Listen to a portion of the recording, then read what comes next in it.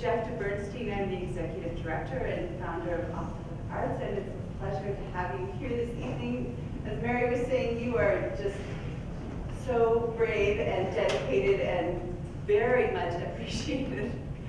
This is such a fun event. This is the third time we've done the Bards Confession, and I always get so much from hearing these stories. Last summer, I don't know how many of you were there, but I was personally sobbing.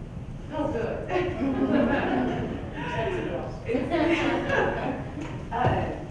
And I think it's a lot in part due to Mary Roberts, who has been our host for all of our storytelling. And there's no one like her.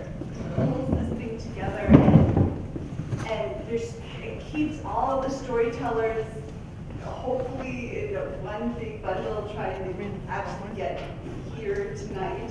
It's can be a comedy of errors, and she's fantastic, and she brings out just a quality in these storytellers that I'm not sure anyone else really does. So she is hugely appreciated, and we love having her do this. And we were in for a real treat this evening. So before we start, I always need to and want to thank our sponsors. We are very grateful to Ginger and Baker for hosting us in this really lovely room. Isn't this the gorgeous room and snow, and it's going to be a lovely evening. And we'd also like to thank the Fort Collins Public Media for the use of their cameras and their assistance in training our interns.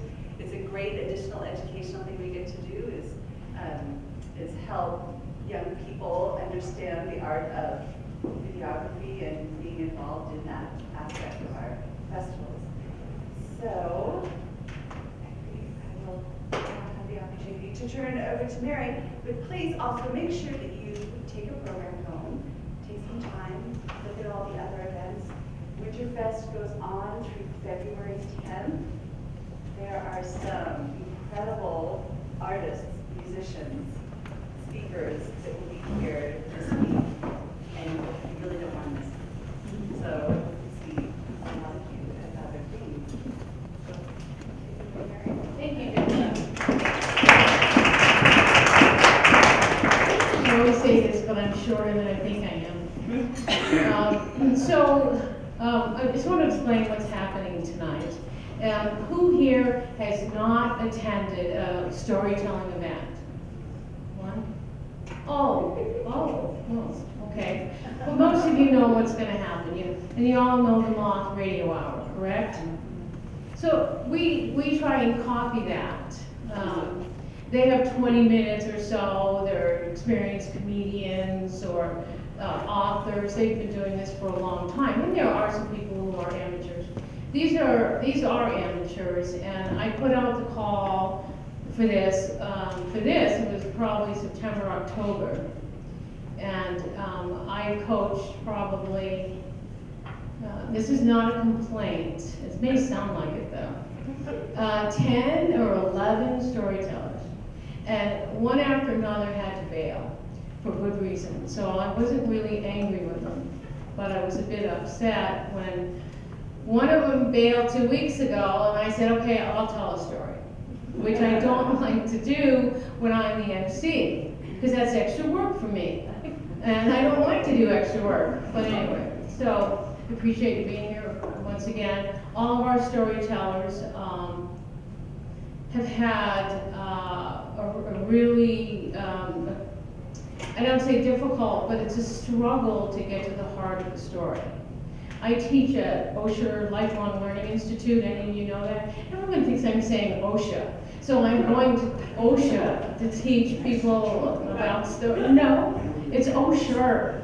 And it's at CSU, and people over 55 take classes there, though you don't have to be. I teach a class called The Heart of Story, Why Story Matters. And it's a lot of fun, and actually, I had 2 people from that class as storytellers tonight, but one of them had to go. She had a really good reason. So we got one tonight. Not that when people bail, they don't have a good reason, but they don't. I'm just trying to be nice. Anyway, so we did have one bail last night, so that was fun. Anyway, that means you get home earlier tonight, so I arranged that for you guys. So, what is story? You come and you listen to this. It's just right with the camera too. And what I teach is something kind of basic. Let me explain it comment to a about the guy back of who my was at head? this lecture I taught at Osher. And he said, look, I have a bunch of stories from my hometown, and it's unusual that there's so many famous people from my hometown. So I documented that, and I have all these stories, and they're friends of mine, and he said, so that's why I'm here. I want to put it into some kind of, you know, like big story. And I said, okay, so what's the conflict? You were jealous of them and festered for years, and then, you know, you shot one of them. I don't know, let's have a conflict. And he said, he said, there's no conflict. I just really enjoy knowing these people. And I said, okay, so how did it change you? So it didn't change me at all. I get to hang out with celebrities. And I said, well, what's the message for the audience? And he said, well, no message. I just want people to know I know famous people. I said, well, you don't have a story. You have a series of anecdotes. And of course he got, I don't think I insulted him. I think he took it as an insult. He certainly didn't sign up for my class. So. Anyway, but you know, I mean, it's like that. What story is? So tonight we're going to hear some stories about conflict, how we changed because of it, and why this matters to you. And your job is to listen. So open heart, big mind, sit there and enjoy it. You can judge us later when you leave. But there are some tough stories here tonight, and they are going to trust you to hear it, and then you have to trust us to tell the truth. So we're going to tell the truth as best we can. So I'm the first storyteller, so I'm going to introduce myself. And the first storyteller is, hold on. I go first so I can have a drink at intermission. Okay, so when I was 13 years old, I was in the 8th grade at St. Joseph's Elementary School in Needham, Massachusetts. Sister Ann Patricia had given us assignment to write our autobiography and to compete for best essay. We're 13 years old. We have nothing to say that's interesting. Unless, if it is interesting, it's forbidden by the Catholic Church or forbidden by our parents to tell anybody. So I wanted to win this contest, and I knew I had to do something different. So I wrote a satire about sharing the room with my twin brother Billy, who's sitting right here. I railed against him for taking more than his share of nutrients and space, like a pre-birth feminist. You know, I knew that. I swore revenge when we got out of this, what I called a suffocating prison. And I also wrote, Billy, I also wrote that I was going to do bad things and frame it on Billy. So I was really thrilled, but also a little terrified to hand this essay over to Sister Ann Patricia. I thought, you know, she's going to either love it or she's going to report me to the principal for some, you know, I have to go to the principal's office. But I was really terrified because I was afraid I was going to win the contest. And the prize was a blue ribbon and the opportunity to read your essay out loud to the class. Well, I was a stutterer, and there was no way I was going to read this goddamn essay in front of anybody. The sound of my voice made me cringe. So the day came, and Sister Ann Patricia stands up, and she says, and the winner is, of course, Mary Roberts. And I remember this thing that I felt like I was going to faint, and I don't think I'd ever fainted before. Unfortunately, I didn't feel any joy in my success. I just had this feeling I wanted to run out of the room screaming, but then I didn't want to be noticed, so I wanted to scream. And I really prayed for the 8 or 9 Murphy boys to one of them pull the damn fireball. They did that on a regular basis. And I also thought, I imagined that everyone, all of the students in the class, had this inner groaning when they heard my name announced, because they would be subjected to a torturous 20 minutes of me halting and blocking and yes, spitting. Stutterers know it makes people uncomfortable. But then Sister Ann Patricia speaks up and says in a way too excited voice, and she says, "This essay is so funny that I'm going to read it out loud myself." She didn't fool anybody, and the shame and humiliation was still there, but there was also this flickering of love for this tiny little nun. I think she was tiny, but I think I was too. And I also, it was the first time I remember ever experienced pure compassion directed at me. Stuttering dictated my life. Every night I'd go to bed and I'd pray to the Virgin Mary to intercede on my behalf and ask Jesus, nay, beg Jesus, to heal me. I also called on the boys, as backup, St. Jude, St. Anthony, and my buddy, St. Francis. But it didn't work. So my mom had me go to Boston Children's Hospital. I was 15 years old for speech therapy, and they said, "Oh gosh, it's too late. But you should go up to the 7th floor of the hospital where the psychiatrists had their offices." So I did, and just an aside, my doctor's name is Dr. Camus. So I was reading The Perfect Stranger at the time. So for the first few months, I didn't speak a word in these sessions. I was afraid I'd stutter too much. But we both smoked, and so every once in a while I'd ask him for a light. I wanted to be an actress. I wanted to make audiences laugh and cry. Instead, Billy became the actor. I didn't mind, because by then I had passed the point where I thought I could actually do this. I majored in theater my first year in college, and we were doing a production of Marat Sade. Now I wanted to be Marat Sade's mother, who was a stutterer, right? And the director said he needed an actor who could stutter on cue and not randomly. So I turned out to be a shitty stutterer too. And I gave up then and there. So I transferred to CSU.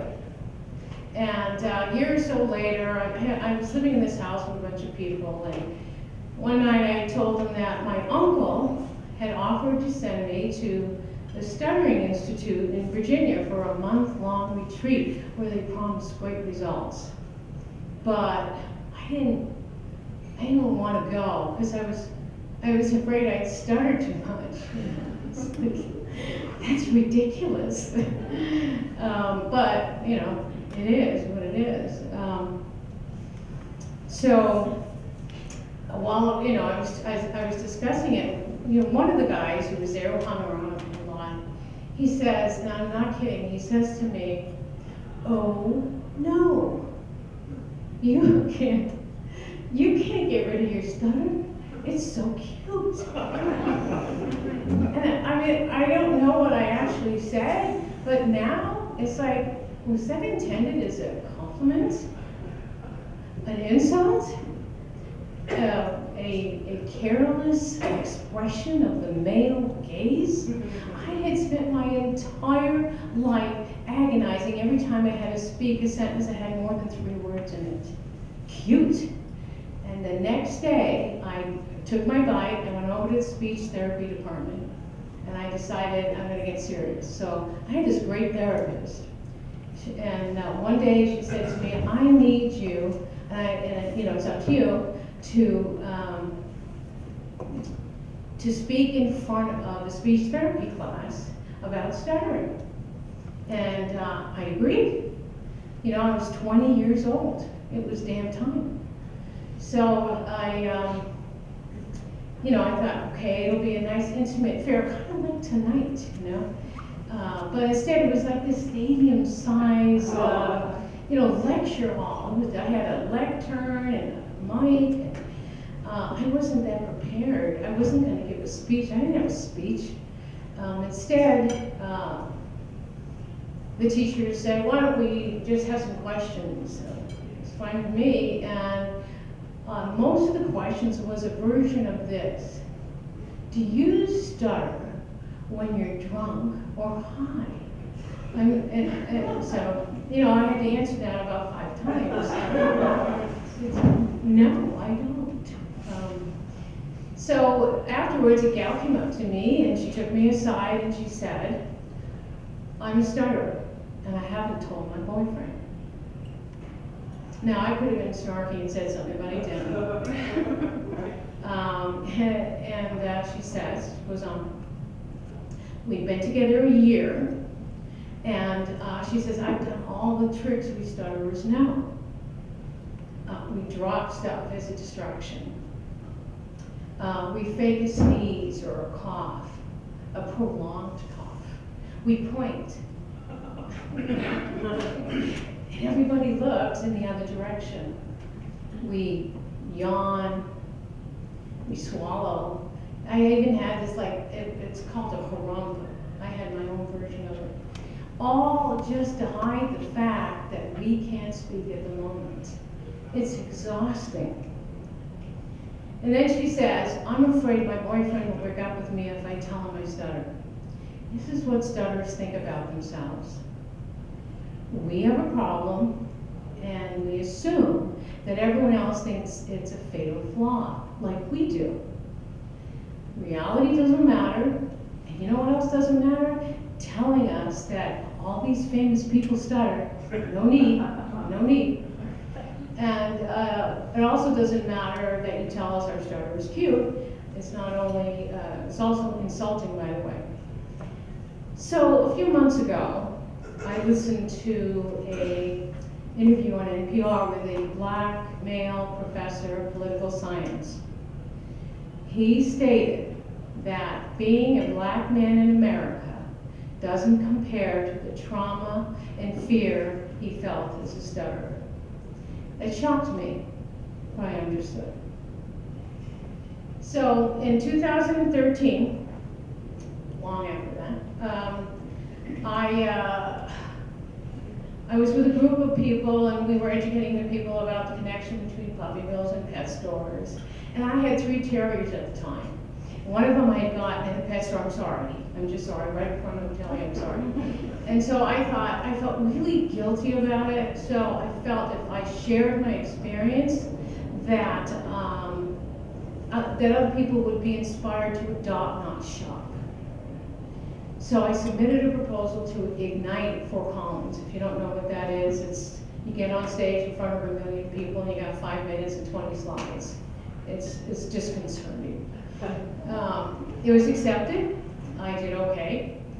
But when they accepted it, for a moment I felt like I was 13 years old again. And I had won that essay contest. And I thought, why did I do this? I could have not done this and felt safe and comfortable in the audience, where I'd be jealous of everyone who got up on stage with nary a self-defeating thought. But I did okay, and then they sent me an email with a link that says, click here to watch your performance. Well, that was never gonna happen. And I never clicked it.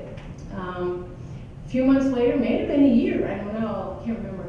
I submitted a story to the Coloradoan Storytellers Project. One or two of you may have been there. It was Outdoor Misadventures.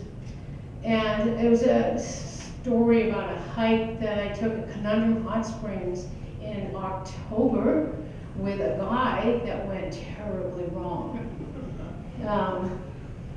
And I did okay, and once again, they sent me the link and said, hey, look at your performance. That's not gonna happen.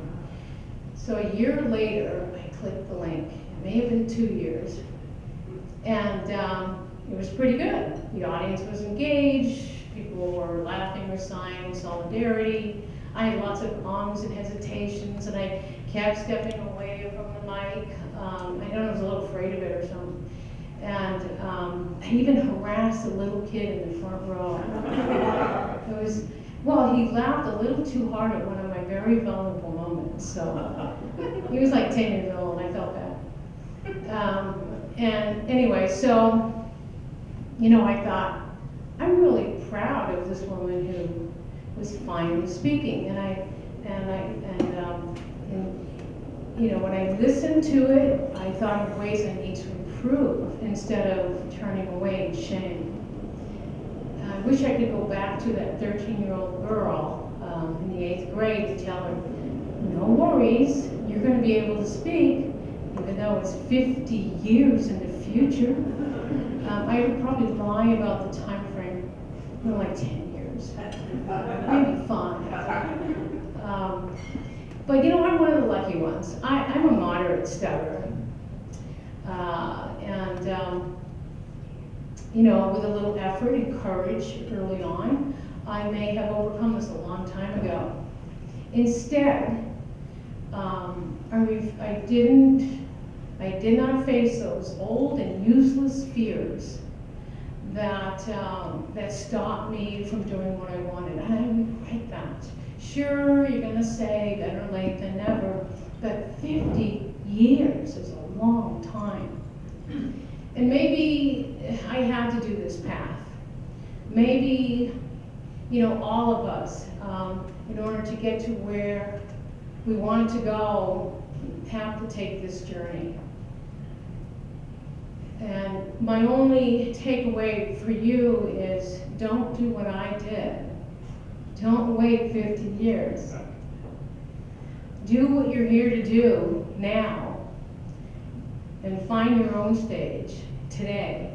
Well, actually, tomorrow would be good too. Thank you.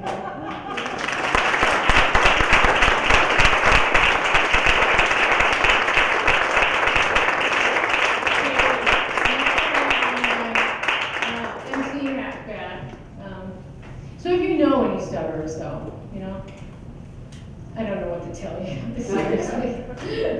So we have, up next is Leandra Foster, who tells a heartbreaking story. It was really, we worked on this, and she just stood up bravely and said, I'm doing it. I said, okay, Leandra.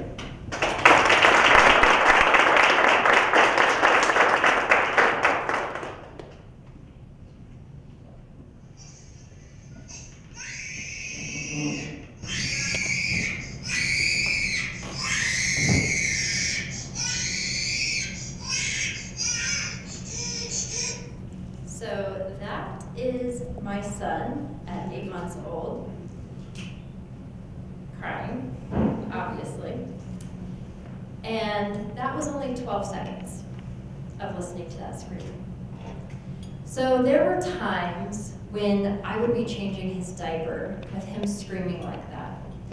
And the blood would be pounding in my ears, and my heart would be racing, and my hands would be shaking as I tried to get his diaper changed as quickly as I possibly could, to throw him as gently as I could into his crib and run out of his room, slamming the door behind me, racing down the stairs and bursting through the front door to run out into the front yard and scream as loudly as I could just to cover the sounds of his screams. We lived 45 minutes out of town, which means 45 minutes to the grocery store, to story time, to visit a friend, just to talk to an adult. Which means that when we were home alone together, we were alone. Now, a baby cries to tell you that it needs something, that it needs to be fed, or it needs its diaper changed, or it needs a snuggle, or just to sleep. But I nursed him, I changed his diaper, I laid him down, I snuggled him, and sometimes still he would scream that scream. There was several times, but one that sticks out in my mind the most, as I was sitting in the rocking chair holding this tiny baby of mine with postnatal hormones coursing through my veins and tears streaming down my face, that I just wondered if I could give him up. If only society wouldn't look down on me for choosing to have this baby and then not being able to do it. If he wouldn't think that he wasn't loved or wasn't wanted, because it wasn't his fault. We just weren't cut out to be parents. I wasn't ready to give up my life, and my husband, who was always at work, obviously wasn't ready to give up his. And I had a friend who couldn't conceive. I'm sure that she would take him, and she would love him, and I'd still be able to see him. And in fact, I know she would. Because when she asked me how motherhood was going, I told her my thoughts.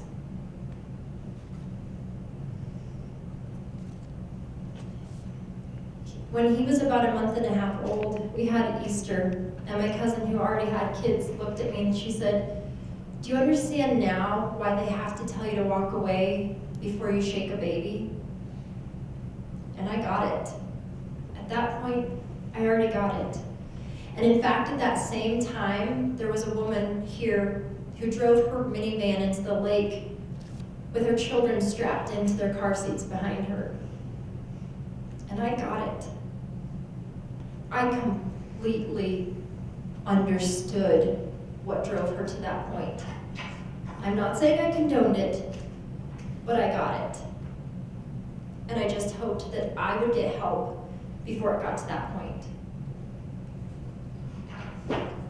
So my son is almost 6 now, and he still screams like that. The pitch is not as high, but the volume has not changed. But what I've come to understand is that crying is the sound of healing. It doesn't matter if you're 6 months, 6 years, 36, 106, crying is the sound of healing. And I learned that from my son. Because when I learned the technique of listening, it changed my life. So when my son was about 1 year old, we had this blissful year that we thought we had the parenting thing figured out. And so we had another one. But during that time, we had friends who ended up locking their 4-year-old daughter in her room for the entire day. And they would check on her periodically and give her the opportunity to apologize, which she stubbornly refused. And so she stayed in her room all day long. And my husband and I wondered aloud to each other how bad it had to be to lock your 4-year-old in the room all day. And we had another set of friends who took everything out of their 3-year-old daughter's room because she was throwing and breaking everything. And again, we wondered how bad it had to be. But what I've come to learn is never ask questions to which you don't want the answer. Because when my son was almost 4, the tantrums started again. Only this time they were bigger. And they continued to get bigger and bigger. My daughter was only about 1 at the time, so just learning to walk. And my son started yanking things from her. He started screaming at her. He started knocking her down as she's learning to walk. And I tried everything. I tried timeout. I tried spanking. I tried giving him tasks to change his direction. I tried sending him to his room, but when he wouldn't stay in there, I ended up switching the lock to the outside of the room. And now I had my answer to the first question. And while he was in there, he started throwing things and breaking things. And so we took everything out. And now I had the answer to my second question. And the whole time I was getting angrier and angrier. The rougher he got with his little sister, the rougher I got with him, until it was the point that I was locking myself in my room because I was on the verge of rage, that I didn't trust myself not to hurt this little boy because he was making me so angry when he was hurting his sister.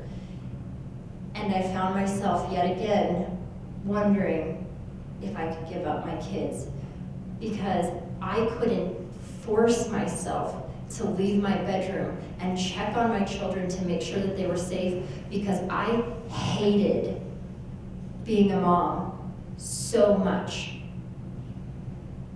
I hated it. I didn't want to do it anymore. I wanted to be done. I didn't want the responsibility. I didn't want this job. And the funny thing about it is that at the same time I was being commended for being such a good mom, that my husband and I were doing things so well and so right because my children were so happy and outgoing and loving, that we were such good parents. And I just kept wondering, if we're the good parents, what the hell is everyone else doing? And that was not good enough for me. This was not okay to bring them into the world and then treat them in this way. So I did ask for help. And around that time, I was recommended the book called Listen. And that book basically says that we set a limit and then we stay with our child as they react. No matter how they react, we stay with them and we let them know that they are safe and that they are loved. And I came to understand that when he was rough with his sister, this was his way of asking for help. He's only 4, and it took me that long to ask for help. How does a 4-year-old ask for help? He pushes his sister. So we have what we call listening time. Listening time can be as benign as me giving him a hug and setting a limit, saying, we speak with kindness in this family. And maybe after a few minutes, instead of resisting the hug, he leans into it. Other times, listening time can literally be hours of him thrashing, kicking, screaming, scratching, biting, hitting, headbutting, anything he can possibly do to get away as I try to hold him, keeping him safe from himself, keeping his sister, me, and our house safe from his antics. But what has come, and what usually comes from the end of listening time, is that he returns to his happy, loving self. And I'm so thankful for this because he started kindergarten this past fall. And the first month of kindergarten was really rough. In that first month, we had major listening times. It was 2 hours of this physical fighting and struggling. And it was happening regularly. If it wasn't happening every night, you could count on it every Saturday morning. But what finally came of it was that I found out some big kid had told him that he didn't have private parts. Now, if you're like me, I sat there for a second and said, what? And then I realized that my son had made it appropriate for my ears, that that's probably not what the big kid said. And the big listening times continued, and then I found found out that this big kid told my son that he was going to kill him at his house. So my son didn't have a safe place. If he's not safe at home, where is he safe? And then a few weeks after that, as we're still going through this, that you can tell he's terrified, I found out that this kid told my son that he was going to kill me. And my son couldn't even utter the words because I think he thought that it would happen if he said it. And the thing is, without listening time, I would never have known any of this. He would have still been pushing his sister and hitting her and screaming at her and yanking toys, and I would have sent him to his room to be by himself with these big feelings and made him to deal with it on his own. And so through this, I really understand that crying is the sound of healing. Because when we allow ourselves the space to cry, we let the big feelings out instead of shoving them down again, only to have them come back up over and over and over again when we least expect it. And so through crying and listening, I now have the opportunity to hold my son again. Only now, when I rock him, he hugs me back. And I know that I can provide a safe and calm environment for him, and that it's okay for him to cry, and it's okay for me and all of us to cry. Thank you.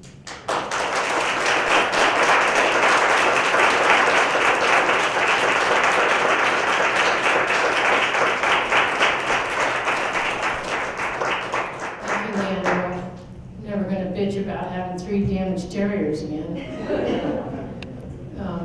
That was great, and I really appreciate it. Okay, I forget who's next. That's Sarah. I don't know how to pronounce your last name. Beethoven. Sarah Beethoven. And it's a story that it gets a little scary. So we're all safe here. Right? So, but it has a happy ending, as we all have happy endings, because that's, at the end of every story, we need a bit of an uplift for the audience. When you leave them bummed out, it doesn't work as well. So, Sarah.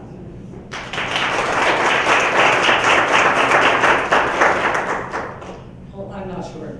I know.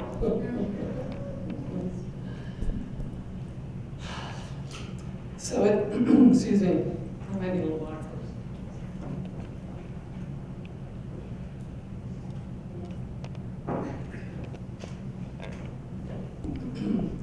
It's the late 70s. I'm 18 and I'm living with my parents in a small rural community in the high desert outside of LA. My parents had moved us to the high desert to get out of LA where the crime rate was going up. I'm in my bed one night reading, and I hear a noise outside of my bedroom window. And I can't tell what the noise is. I'd never heard it before. My bedroom's on, we have a one-story house, and my bedroom's on the front of the house. And there are 2 windows, 2 sets of windows in my bedroom, including one over my bed. So I just think that there's something wild, a wild animal foraging outside of my bedroom, and I think nothing else of it. Several nights later, I hear scuffling and pounding on the roof of the house over my bedroom. I'm sleepless, and I don't want to turn the lights out because I'm afraid, but I'm also a little creeped out that I feel like something's spying on me. The next day, I asked my mom if she's heard the noises, and she had. And at first, we don't take it seriously. But then the noises continue, the scuffling and the pounding. My father, a retired LA cop, was working nights as a security guard. So he stayed home one night, and he too heard the noises. Soon my parents are convinced that I'm being stalked because the noises are primarily over my bedroom and happening primarily at night. We begin to feel like we're under siege. I started putting blankets over my window, and I tried to will myself to sleep at night. We were worried that he would break in at any moment. And one night I walked into the living room and my mom was sitting in her rocking chair, a loaded gun in her lap with the safety off. Then the police got involved, and they did a stakeout but they were unable to catch the stalker. It felt like it would never end. My parents were becoming exhausted, and we were frustrated. And even against all the things they'd ever taught me about gun safety, the two of them on separate nights, through open windows or doors, shot outside at this guy trying to scare him off. I felt helpless and hopeless. If the police and my parents couldn't save me, then who could? Finally, we moved from that small town that had felt so safe growing up, never knowing who my stalker was. We had heard later that it might have been a troubled young man who lived up the street from us. I went off to college, and my experience haunted my thoughts and my dreams. I had a reoccurring dream that I was back in the house, and it was dark, and there were windows all around me, and I felt like there was something dangerous outside of that room. I asked my parents if I could get therapy, but they were both former emergency workers, and they thought that it would stigmatize me, and so they said no. So, feeling ashamed and weak, I compartmentalized my anxiety and learned to cope.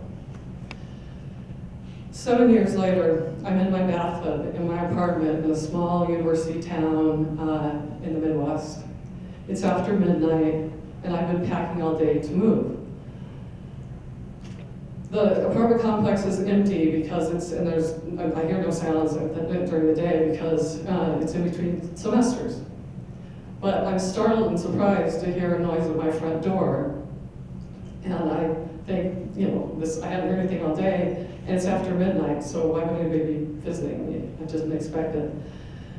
So I bolted out of the bathtub and wrapped a towel around me, and I crept down the hallway, and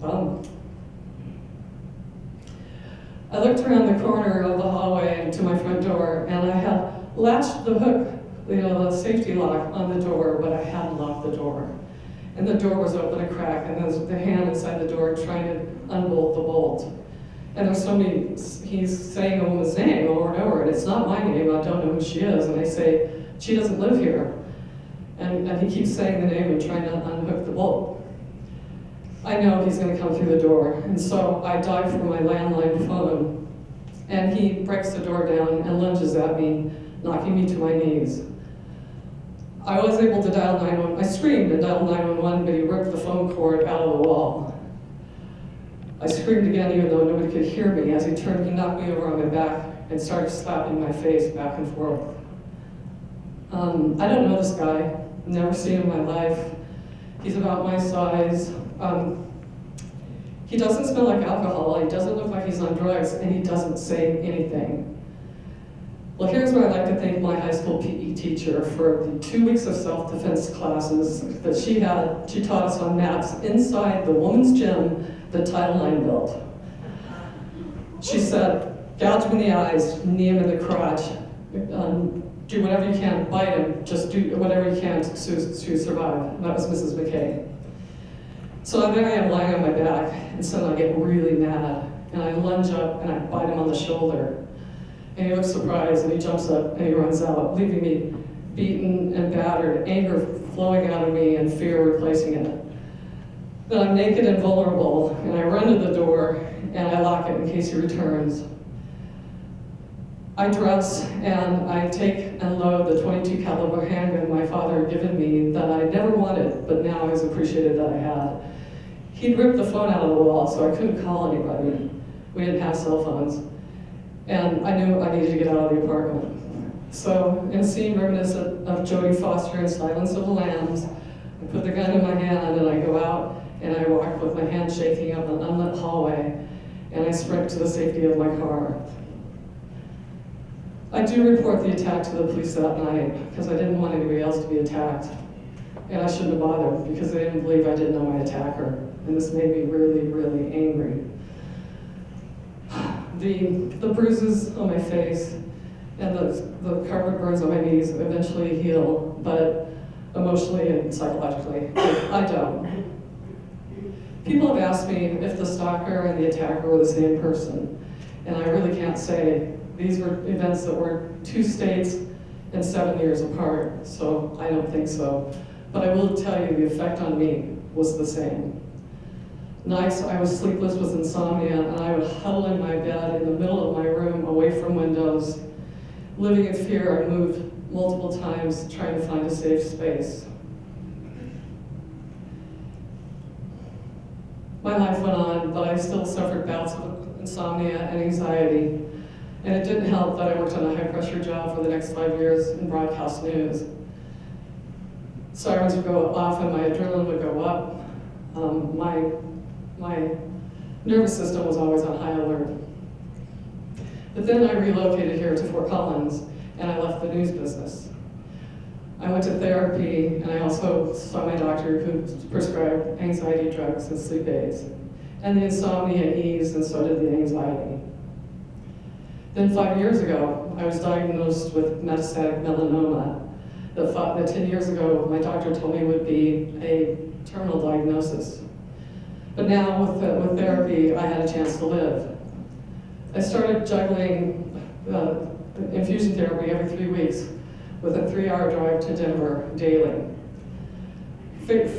Facing my mortality, I was stressed, and I feared I would go back into the insomnia, anxiety. I didn't want to go back down that dark path.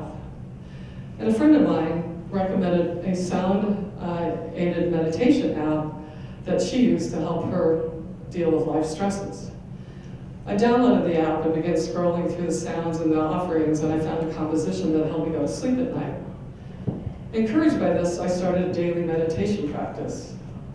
I would get up in the morning and put my headphones on, I'd launch the app, and I would meditate. Sometimes I'd meditate for 30 minutes, sometimes less than that, but I was consistent.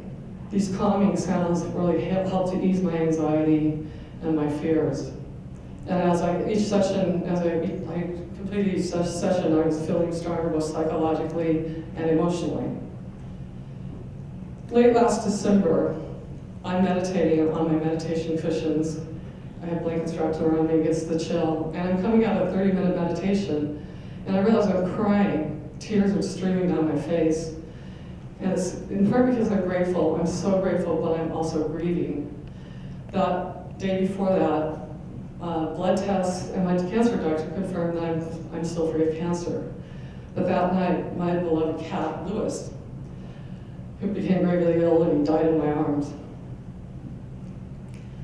These dual emotions that I felt with meditation made me realize what a gift meditation is. Now, at night, sometimes when my subconscious demons come out and fear threads through my body and adrenaline goes up and my heart rate goes up, I can reach for my headphones and my app to calm me. And I can now say that what had wounded me, sounds, are now healing me. Thank you.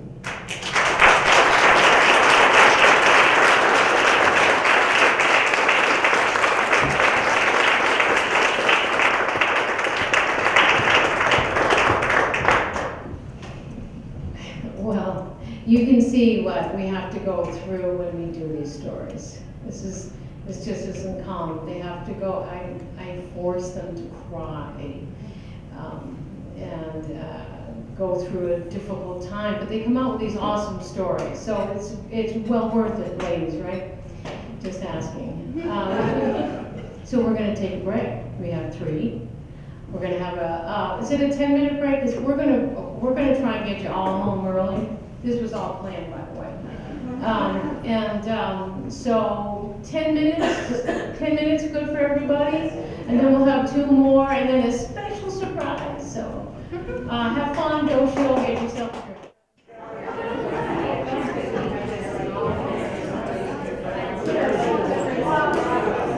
Hello, everyone, take a seat.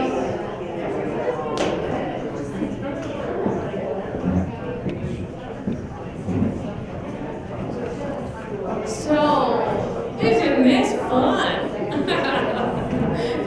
Isn't it? No. Yeah. Oh, sad stories, but someone told me in the Osher class, I said, why are the stories all so about pain and suffering? Well, yeah, they're the best stories. I mean, what about the trip I took down the Grand Canyon and we got high and had a great time, and then Nixon resigned. I didn't know. We were down the Grand Canyon in 70. When did he resign? Anyone know? 4. be president, and we came out 21 days later, and he was no longer the president. I mean, an interesting anecdote. What kind of story is that?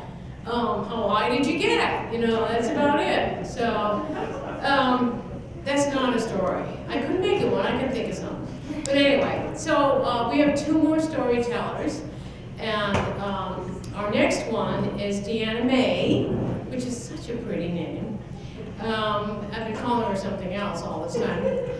Anyway, I didn't know, but she's got a story that, and she jumped in at the last minute.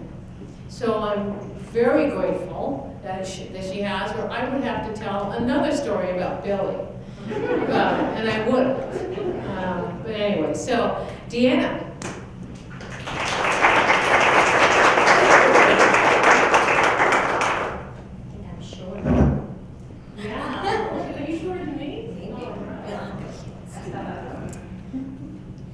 They say when you look at someone through rose-colored glasses, all the red flags just look like flags. Hi, I'm Deanna, and I'm a recovering rose-colored glasses wearer. Positivity was my jam. I didn't want to feel anything else but good feelings. Honestly, I didn't know how to handle anything else but mainly pleasant emotion. Happy, calm, inspiration, love, so much so that people considered me a real-life, walking, talking Disney princess. That is, until I played one on stage. In 2011, I got married to a man I knew for less than a year. He was a hard worker, fascinating, and quite charming. I was ready to live out my fairy tale dream. We were happy, but there were many red flags that I wasn't able to see. You know, with my rose-colored glasses on. I would make excuses for the way he treated me and for others. He didn't mean it. He'll cool down. I'll never forget when his sister came out to visit and meet our 3-month-old baby. We were living in a 500 square foot house in Beacon, New York. It was so sweet. However, I was shocked how he spoke to her. I just remember feeling off, unsafe, and ashamed. I can't remember the dialogue that happened, but I remember just going back and forth, and I'm just shocked. It was also clear proof, now looking back, that I made sure not to trigger my husband, the ticking time bomb, otherwise I would be dealing with a battle. So I kept my mouth shut. Honestly, it reminded me of my childhood walking on eggshells. This abusive cycle only got worse as the years went on, and I felt trapped. Then, in 2015, while performing in Shrek the Musical, I was backstage in my dressing room when it was announced that Fort Collins Children's Theater would be doing Beauty and the Beast the following year. Belle was my dream role. As a child, I yearned to sing the Belle song, wear the yellow dress, and have a nose in my book. That was already true. I saw Beauty and the Beast performed on Broadway and as many local productions as I could, and always knew my time would come. A castmate who also wanted to play Belle said how much she wanted that role, and that role was made for her. I said loud enough for her to hear, not if I can help it. Have a little edge in competition when I want something. I got the part. As Belle, I found myself saying or even yelling back at the Beast, "Don't be ridiculous. You can't go around ordering people to be hungry. It doesn't work like that." And calling him out as a bully. My favorite one was, "And you should learn to control your temper." I told my director that I feared the kids would not like me as Belle. She knew my story, and as a friend, she looked at me and simply asked, why? It wasn't like the watered-down Disney animated version we're all used to. I grew up practicing, and so this Belle was using her voice. As the actor embodying Belle, I felt uneasy saying these things because in reality, I was the one who felt uncomfortable standing up to my beast. I knew my husband would be in that audience. He would hear these words coming out of my mouth. What would he be thinking? After 5 sold-out shows with standing ovations, I was on cloud 9. However, I was quickly snapped back into reality at home. We fought after that whole beautiful weekend, after my cast party. It was so crushing. Again, I can't remember the dialogue, but I just remember feeling like that wasn't worth it. My whole life was crumbling, but I was staying afloat. At the time, we were living and working on a farm. So I was a performer and a farmer. We were packing up to actually leave the dusty old farmhouse when a friend who worked closely with us on the farm praised my performance and said she could see why I played Belle so well, having my husband as my muse. I felt caught, seen, and acknowledged. I remember heaving a sigh and just nodding. It took me 2 years after playing Belle to finally stand up and leave my own beast. It didn't happen overnight. A friend helped me identify terms like abuse, gaslighting, narcissism. We'd have phone calls in secret to talk about it, and I finally felt someone saw me and heard me. I was shaking, as I am now. And I finally said, it's time. I don't know where I'd be if I didn't embody Belle. Just like practicing for the part, I now practice speaking up, advocating for myself, and creating healthy boundaries. The sound of my own voice has been healing and transformational. I won't be shut down or muted, so speak up. The only person able to silence me is me. Because my mouth is on trial. I'm supposed to. Okay. Deanna. Okay.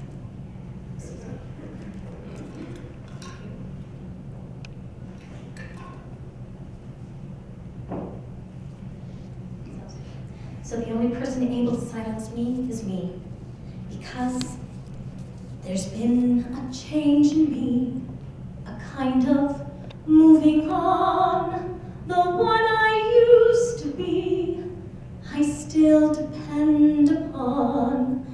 For now I realize that good can come from bad, that may not make me wise, but oh, it makes me glad, and I never thought I'd leave behind my childhood dreams, but I don't mind, for now I love the world I see. No change of heart, a change in me.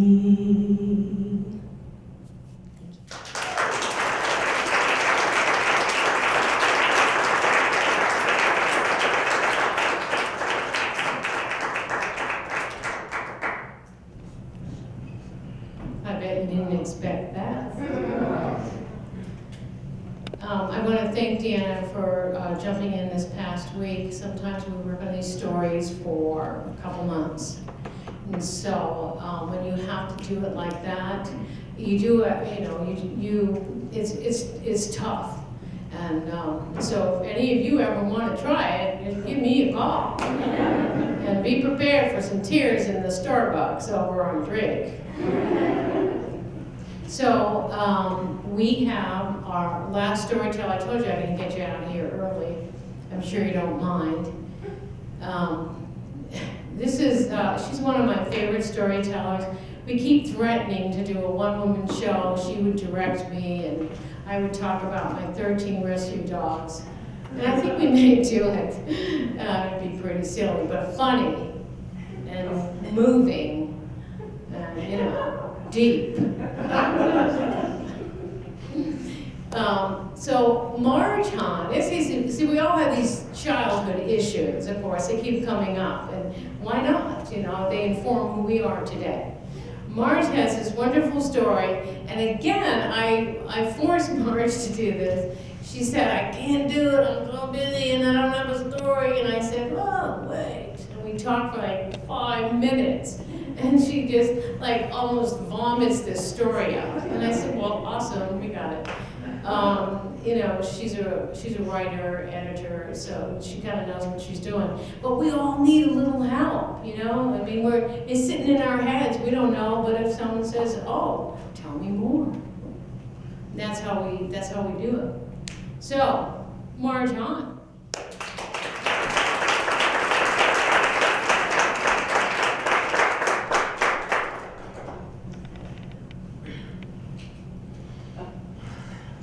It's always best to start at the beginning. What Glinda the Good Witch says when Dorothy asks her how to find the way back home. So let's start at the beginning. 1973. I try out for the role of Dorothy for our class play, The Wizard of Oz. Mrs. Hughes has me, my best friend, Wendy, and my best friend, Karen, sing one at a time over the rainbow at the front of the classroom. I know, like a second grader knows, innocently, matter-of-factly, that I'm the smartest kid in my class, so who should be Dorothy? Poised before the blackboard, I belt out my best Judy Garland croon. Guess who gets the part? This is interact. Guess who gets the part? Not you. Not you. I don't know. Wendy. Who gets Scarecrow? The other girl. Karen. And I? What role do I score? Munchkin.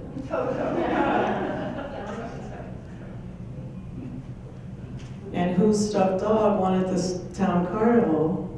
Pink Kool-Aid kiss on its snout is Toto. Whose mom volunteers to dye a dozen pillowcases green for the Munchkins' costumes and hangs them to dry on the clothesline for all the world to see? And who says to herself, I can't sing, and begins to live out that sentence, I can't sing. I can't sing. In middle school and high school, I don't try out for chorus. When a Christmas carol floats from a car radio, I stare out the passenger window, crying, mouthing the words.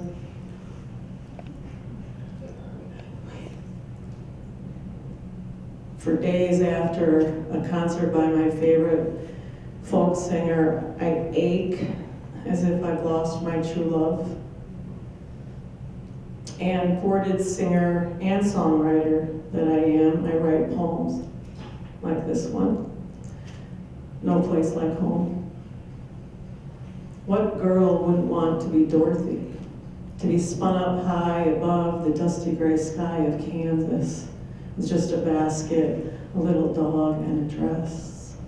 Who wouldn't want to be an instant hero, the pretty lady of the house that landed flat on the wicked witch of the East?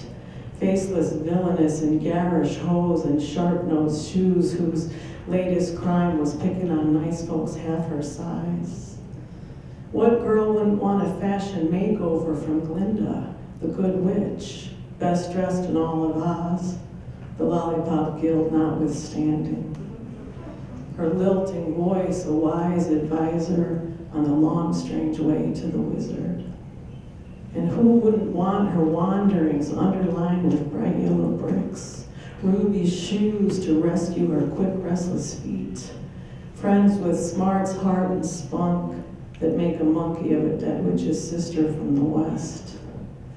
And who wouldn't want home to be only 3 heel clicks away, the family of your dreams waiting at your bedside? There's no place like home. There's no place like home. I can't sing. I can't sing. How do you commute a life sentence? How do you rewrite that story? In 2010, I tell my Dorothy to Munchkin tale to a musician friend who co-founded the Rocky Mountain Center for Musical Arts. She says, you know, that's a creative trauma. Trauma? I can heal this? I can sing? The one I cry for, the one I ache for, is the unsung me. In 2013, 40 years after that fateful audition, I registered for voice lessons. Feet, knees, abdomen, chest, shoulders, chin, hands. At the piano, my teacher, Faye, takes me through the scales, a half step up at a time, first humming, then open vowing. She shows me the lesson's sheet music, reviewing it measure by measure, marking the tricky notes. I sing T for two, I sing Walking in the Air, I sing my favorite things. Eventually I say, Faye, I want to devote our remaining lessons to Over the Rainbow. And guess what? We do. In the first two notes, something I learned in an NPR segment, Dorothy leaps a full octave between two worlds, Kansas to Oz, black and white to Technicolor. Then circles and yearns, leaps, circles and yearns on the way to the final high note.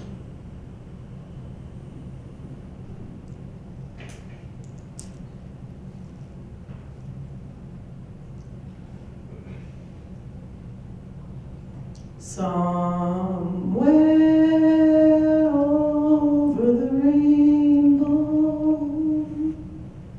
way up high, there's a land that I heard of once in a lullaby.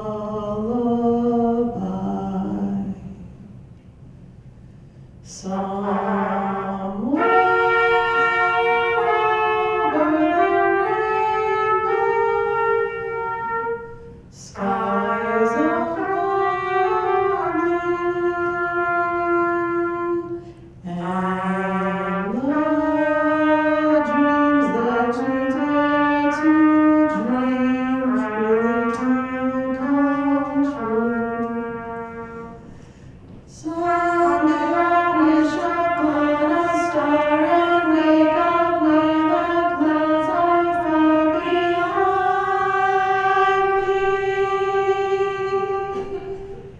where troubles melt like lightning drops away above the chimney tops to rain over me.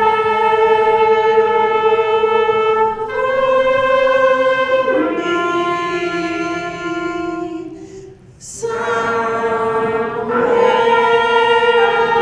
over the rainbow, bluebirds fly. Birds fly over the rainbow, white and white and die.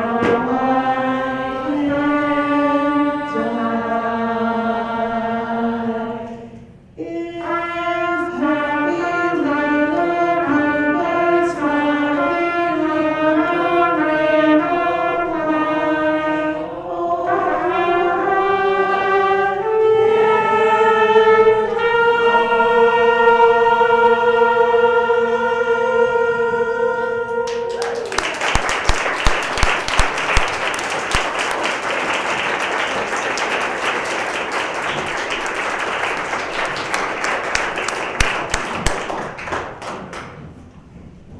I bet you didn't think that was participatory, but it was. Greta Cornett, 14 cents for Marvin. Woo! Yeah! And I'm going to tell you, talk about last minute. Marge, of course, comes up with these very creative ideas, but at the last minute. So Greta would step right up. Well, that's our show tonight. I've always wanted to say that. If you have any, if you want to talk to any of the storytellers, we're going to hang out for a few minutes, but I know you might be anxious to get home. I do teach side port stories once a month at the Art Lab.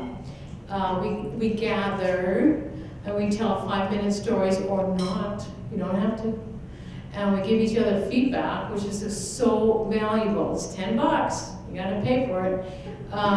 But it's the first Wednesday of every month. I have a flyer over there. Or if you just want to ask me some questions, my card's over there. Or you can call me, whatever.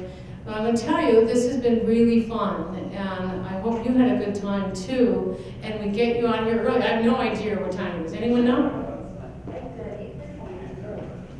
Oh my God, that's awesome. I mean, we always want to do that, right?